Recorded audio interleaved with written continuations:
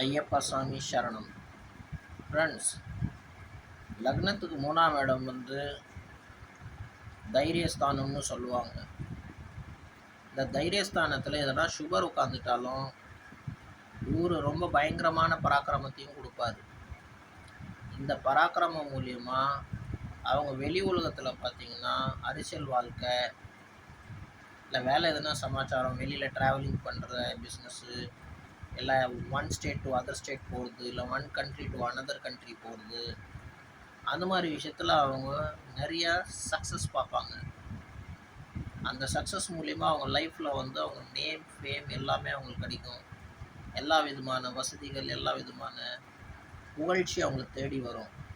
But இதே வந்து இவங்க ஃபேமிலி லைஃப்பில் இவங்க வந்து அதை அவ்வளோ காட்ட மாட்டாங்க. என்ன காரணம்னா, ஃபேமிலி லைஃப்பில் நம்ம பாசமாக இருக்கிறதுனால வி டோன்ட் ஷோ ஒரு தைரியம், பிரேவ நம்ம அங்கே காட்டுறதில்ல. பிரேவரியை we show only in outside. புத்திசாலியான ஆள் வந்து வெளியில் புள்ளியாக இருப்பான், வீட்டில் எலியாக இருப்பான், ஓரளவுக்கு புத்திசாலித்தனத்தை காட்டுவான். ஸோ இது வந்து காணப்பட்டிருக்கு ஃப்ரெண்ட்ஸ்.